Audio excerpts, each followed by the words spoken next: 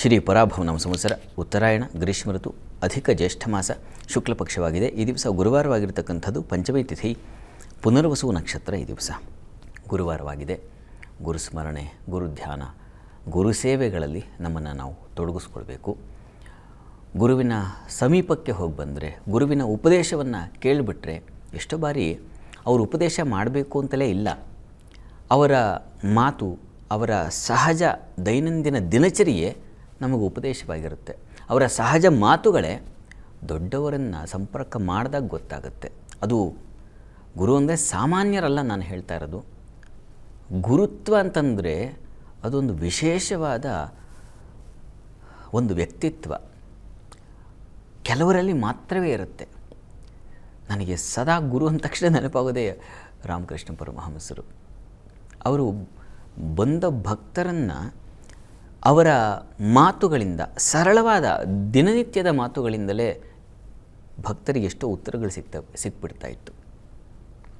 ಅವರ ಎಷ್ಟೋ ವರ್ತನೆಗಳೇ ಸಾಮಾನ್ಯವಾಗಿ ಒಬ್ಬ ಗುರುವಾದವನು ಆಡಂಬರ, ಈಗ ಆಷಾಢಭೂತಿತನ ಜಾಸ್ತಿ ಇದೆ. ಹೀಗೇನೋ ಮೈ ಮೇಲೆ ವಿಚಿತ್ರವಾದ ಬಟ್ಟೆಗಳನ್ನು ಹಾಕ್ಕೊಂಡು, ಆ ಇಲಸಲದ ಏನು ಆಭರಣಗಳನ್ನು ತೊಟ್ಟುಕೊಂಡು, ಇವೆಲ್ಲ ಅತಿಯಾಗಿದೆ ಬಿಡಿ. ಇದು ರಾಜಸ, ತಾಮಸ ಆಯಿತು. ಅವ್ರದ್ದು ತುಂಬ ಸಾತ್ವಿಕ.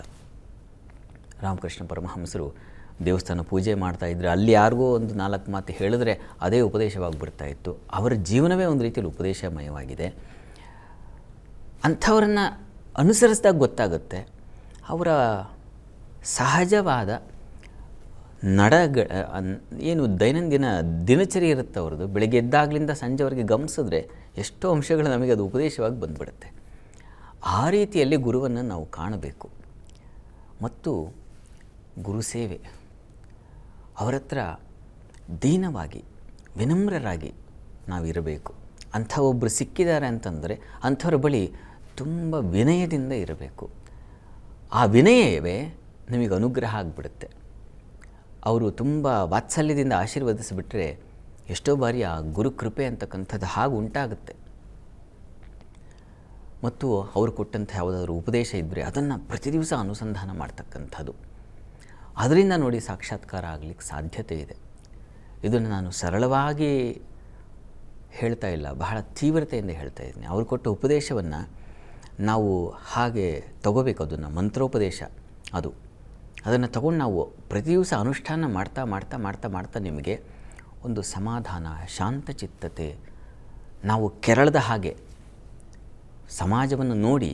ಭಗವದ್ಗೀತೆಯಲ್ಲಿ ಒಂದು ಮಾತು ಬರುತ್ತೆ, ಸಮಾಜವನ್ನು ನಾವು ಕೆರಳಿಸಬಾರ್ದು, ಸಮಾಜವನ್ನು ನೋಡಿ ನಾವು ಕೆರಳಬಾರ್ದು ಅಂತ. ಯಸ್ಮಾನ್ನೋ ದ್ವಿಜತೆ ಲೋಕೋ ಲೋಕಾನ್ನೋ ದ್ವಿಜತೆ ಚಯ ಅಂತ ಮಾತು. ನಮ್ಮ ವರ್ತನೆಗಳು, ನಮ್ಮ ಮಾತುಗಳು, ನಮ್ಮ ವ್ಯವಹಾರಗಳು ಸಮಾಜವನ್ನು ಕೆರಳುವ ಹಾಗೆ ಮಾಡಬಾರ್ದು ಅಂತ. ಆ ಸಮಾಜದ ವರ್ತನೆಯು ಕೂಡ ನಮ್ಮನ್ನು ಕೆರಳಿಸಬಾರ್ದು ಅಂತ. ಈ ರೀತಿಯಲ್ಲೆಲ್ಲ ನಮಗೆ ಅನುಕೂಲ ಆಗುತ್ತೆ ಗುರು ಉಪದೇಶ ಮಾಡಿದ ಮಂತ್ರ ಅನುಸಂಧಾನ ಮಾಡೋದರಿಂದ. ಇದೆಲ್ಲ ಮನುಷ್ಯನ ಔನ್ನತ್ಯವನ್ನು ಸೂಚಿಸುತ್ತೆ. ನೋಡಿ, ಒಂದು ಗುರುವಿನ ಆರಾಧನೆಯಿಂದ ಎಂಥ ಔನ್ನತ್ಯವನ್ನು ಹೊಂದಬಹುದು ಅನ್ನೋದನ್ನು ಸೂಚಿಸುತ್ತೆ. ಹೀಗೆ ಒಬ್ಬ ಬೇಕು ಅಂಥ ಗುರುವನ್ನು ನಾವು ಕಾಣಲಿಕ್ಕೆ ಆಗಲಿಲ್ಲ ಅಂದರೆ ಅಂಥವ್ರನ್ನ ಆದರ್ಶವಾಗಿ ಇಟ್ಕೋಬೇಕು. ಕುವೆಂಪು ಅವರು ಹಾಗೆ ಮಾಡಿದ್ದು. ಅವರ ಕೃತಿಗಳನ್ನೆಲ್ಲ ನೋಡಿದಾಗ ನಿಮಗೆ ಅನಿಸುತ್ತೆ ಅವರಲ್ಲಿ ಎಂಥ ಆ ಅಧ್ಯಾತ್ಮ ಬೀಜ ಬಿತ್ತನೆಯಾಗಿ ಹೆಮ್ಮರವಾಗಿತ್ತು. ಅದಕ್ಕೆ ಕಾರಣ ಅಂದರೆ ಅಂಥ ಗುರುವನ್ನು ಆದರ್ಶವಾಗಿ ಇಟ್ಕೊಂಡಿದ್ರು. ಅದು ರಾಮಕೃಷ್ಣ ಪರಮಹಂಸರು. ಹೀಗೆ ನಮ್ಮಲ್ಲೂ ಅಂಥದ್ದೊಂದು ಚಿಂತನೆ, ಸಚ್ಚಿಂತನೆಗಳು, ಆಲೋಚನೆಗಳು ಬರುತ್ತೆ. ಅದು ಯಾವಾಗ ಅಂದರೆ ಸದಾ ಕಾಲ ಗುರುವಿನ ಸಮೀಪದಲ್ಲಿದ್ದಾಗ. ಅದು ಉಪವಾಸವೂ ಆಗುತ್ತೆ. ಗುರುವಿನ ಸಮೀಪದಲ್ಲೇ ಗುರು ಉಪವಾಸ ಅದು. ಹೀಗಾಗಿ ಈ ಗುರುವಾರ ದಿವಸ ಅಂಥ ಸದ್ಗುರುಗಳ ಚಿಂತನೆಯನ್ನು ಮಾಡಿದ್ರೆ, ಅಂಥ ಸದ್ಗುರುವಿನ ಸತ್ಸಂಗ ಏರ್ಪಾಡಾದರೆ ನೋಡಿಪ್ಪ, ಅದು ಜೀವನದ ಔನ್ನತ್ಯಕ್ಕೆ ಒಂದು ದಾರಿಯಾಗುತ್ತೆ. ಆ ರೀತಿಯಲ್ಲಿ ಈ ದಿವಸ ಅಂಥ ಒಬ್ಬ ಸದ್ಗುರುವನ್ನು ಸ್ಮರಣೆ ಮಾಡೋಣ. ಅಂಥ ಒಂದು ಚಿಂತನೆಗಳನ್ನು ನಮ್ಮ ಮನಸ್ಸಿಗೆ ತಗೊಳ್ಳೋಣ. ಅವರು ಕೊಟ್ಟ ಉಪದೇಶವು ಒಂದೊಂದೋ ಮಗದೊಂದೋ ಅವುಗಳನ್ನು ನಾವು ಪಾಲಿಸೋಣ, ಅನುಸಂಧಾನ ಮಾಡೋಣ. ತನ್ಮೂಲಕ ನಮ್ಮ ಉನ್ನತಿ ತಾನಾಗೇ ಬರುತ್ತೆ. ಅವರ ಕೃಪೆಯಿಂದ ತಾನಾಗೇ ಉಂಟಾಗುತ್ತೆ. ಇದು ಗುರು ಮಹಿಮೆ. ಪ್ರಯತ್ನ ಮಾಡಿ. ಸರಿ ಶಾಸ್ತ್ರಿಗಳೇ, ಸಮಾಜದಿಂದ ನಾವು ಕೆರಳಬಾರದು, ನಮ್ಮ ಮಾತಿಂದ ಸಮಾಜ ಕೆರಳಬಾರದು ಅನ್ನೋ ಒಂದೊಳ್ಳೆ ಮಾತನ್ನ ಹೇಳಿದ್ರಿ. ಈಗ ಇವತ್ತಿನ ಸಂದೇಶಗಳ ಕಡೆ ಗಮನ ಹರಿಸೋಣ.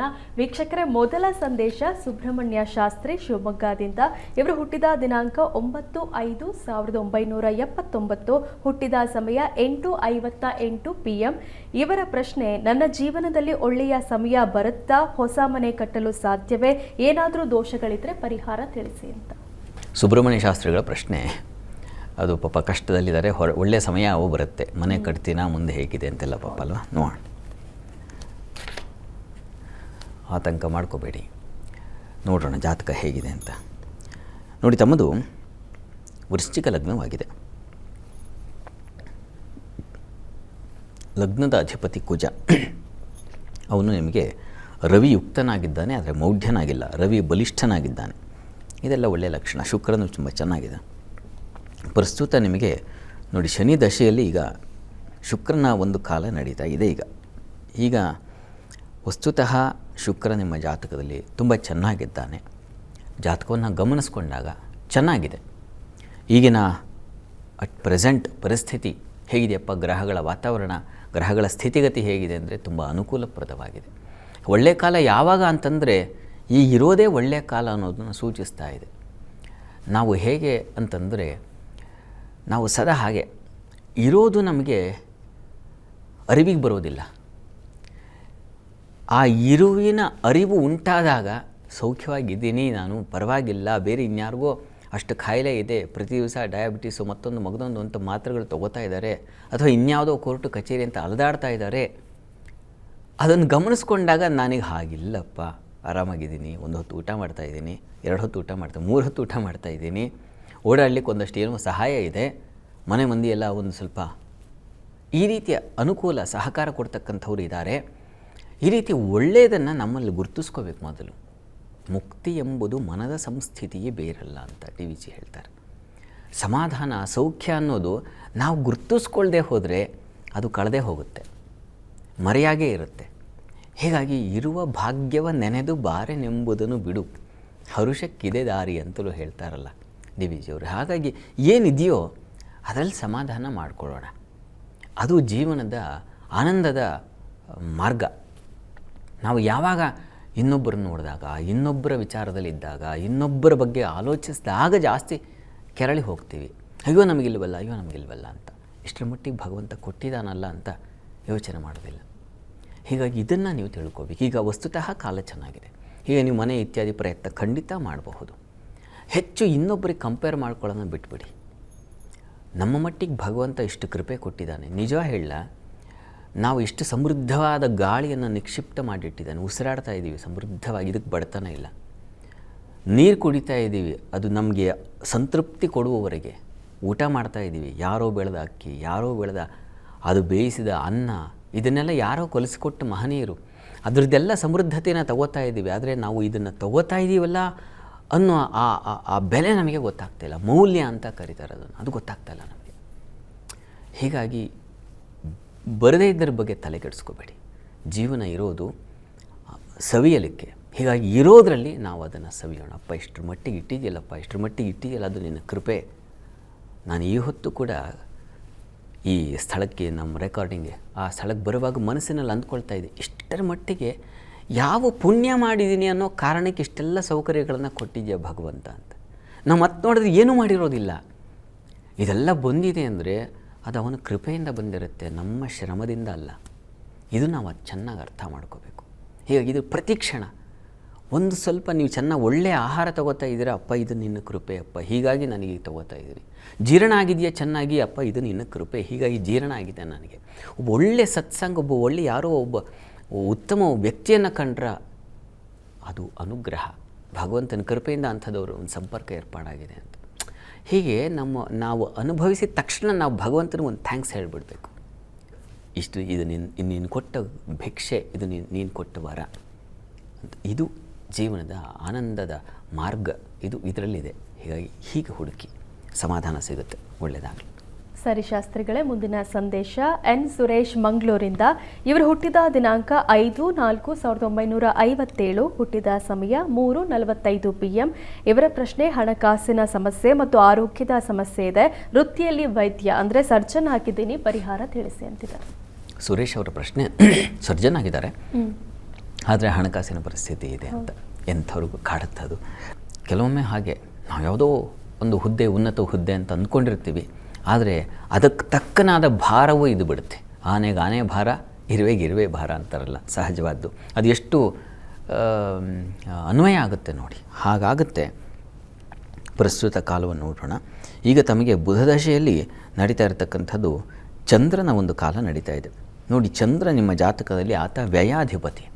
ಹೀಗಾಗಿ ಆ ವ್ಯಯಾಧಿಪತಿ ಕರ್ಮಸ್ಥಾನದಲ್ಲೇನೋ ಇದ್ದಾನೆ, ಆದರೆ ಅವನ ಆ ವ್ಯಯತ್ವ, ಅವನ ಅಧಿಪತ್ಯ ವ್ಯಯ, ಹಾಗಾಗಿ ಆ ವ್ಯವೇ ಉಂಟಾಗುತ್ತೆ. ಹೆಚ್ಚಿನ ಖರ್ಚು, ಇನ್ವೆಸ್ಟು, ಇನ್ನೇನೋ ಮತ್ತೊಂದು ಮಗದೊಂದು, ಅದು ಬಂತು ಇದು ಬಂತು, ಹೀಗೆ ಅದು ಖರ್ಚಾಗಿಬಿಡೋ ಸಾಧ್ಯತೆ ಸೂಚಿಸ್ತಾ ಇದೆ.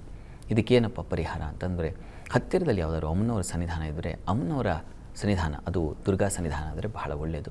ಸ್ವಲ್ಪ ಪ್ರತಿ ಸೋಮವಾರ ಸ್ವಲ್ಪ ಕ್ಷೀರ ಸಮರ್ಪಣೆ, ಅದು ಹಸುವಿನ ಹಾಲಾದರೆ ತುಂಬ ಒಳ್ಳೆಯದು, ಅದನ್ನು ಸಮರ್ಪಣೆ ಮಾಡಿ ಸಾಧ್ಯವಾದರೆ ಅದು ನಿಮ್ಮ ಬದುಕಿಗೆ ಒಂದು ಬಲ ಕೊಡುತ್ತೆ, ಆರ್ಥಿಕ ಬಲವನ್ನು ತಂದು ಕೊಡುತ್ತೆ. ಮತ್ತು ಪ್ರತಿ ಶುಕ್ರವಾರ ಶ್ರೀ ಸೂಕ್ತ ಪಾರಾಯಣ ಮಾಡಿಸಿ, ಮನೆಯಲ್ಲಾದರೂ ಮಾಡಿಸಿ ಅಥವಾ ಮಹಾಲಕ್ಷ್ಮಿ ಸನ್ನಿಧಾನ ದೇವಸ್ಥಾನದಲ್ಲಾದರೂ ಮಾಡಿಸಿ, ಎಲ್ಲಾದರೂ ಸರಿ. ನೀವು ಅಮ್ಮನವ್ರ ದೇವಸ್ಥಾನಕ್ಕೆ ಹೋಗ್ತೀರಲ್ಲ, ಅಲ್ಲೂ ಆಗಬಹುದು.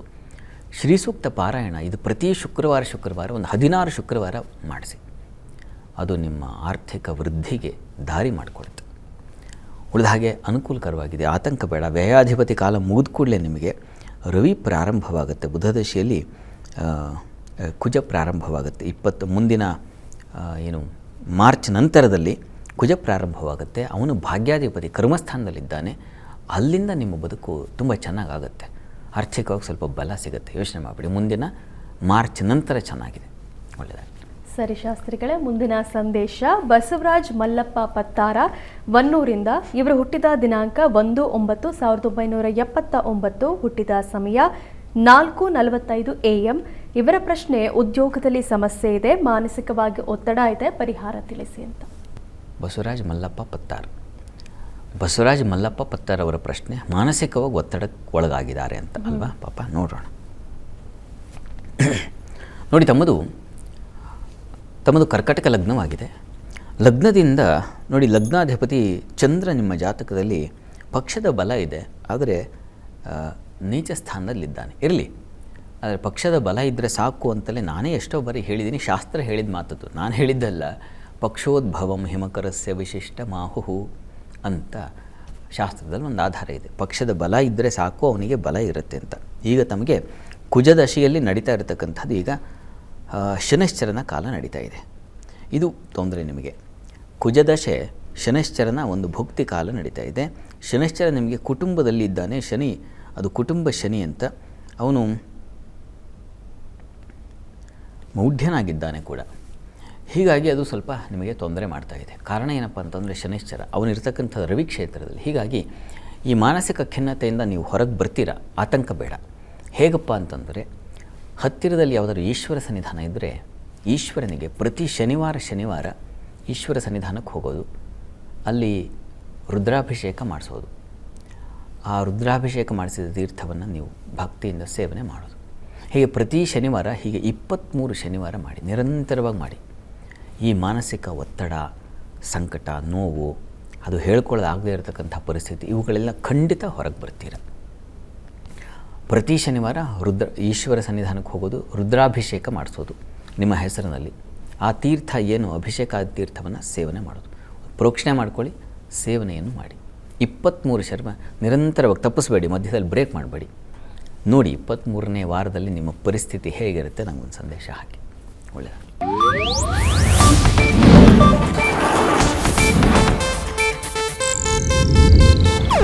ಇದು ಏಷ್ಯಾನೆಟ್ ನ್ಯೂಸ್ ನೆಟ್ವರ್ಕ್ ಪ್ರಸ್ತುತಿ.